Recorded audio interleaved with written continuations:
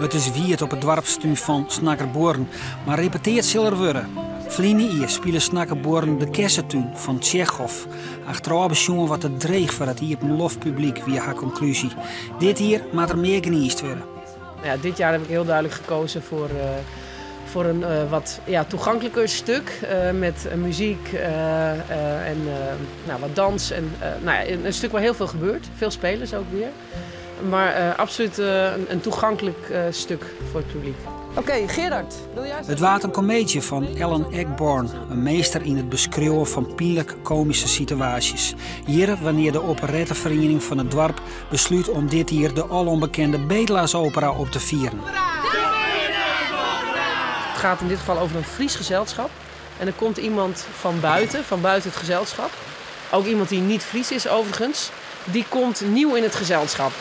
En aan de hand daarvan komen er allerlei ontwikkelingen en verwikkelingen op zowel amoureus gebied als politiek gebied. Dat soort dingen. Hier terug! Net wegstopje in de vrede. Hé, daar in het 10 dagen achter. Nou, hier terug! Terug! Terug! Eenzijde kous!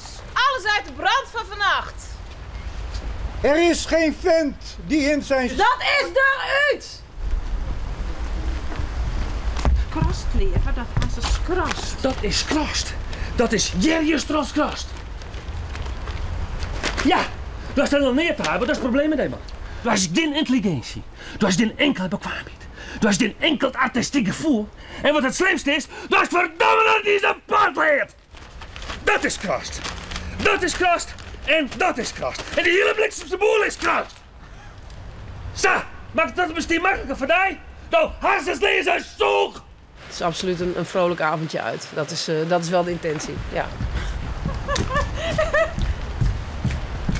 Dat, wat is toch?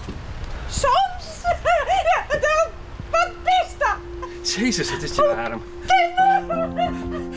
Volspelers wordt zo'n keer spelen en gaat door 2 weken op 29 juni in première.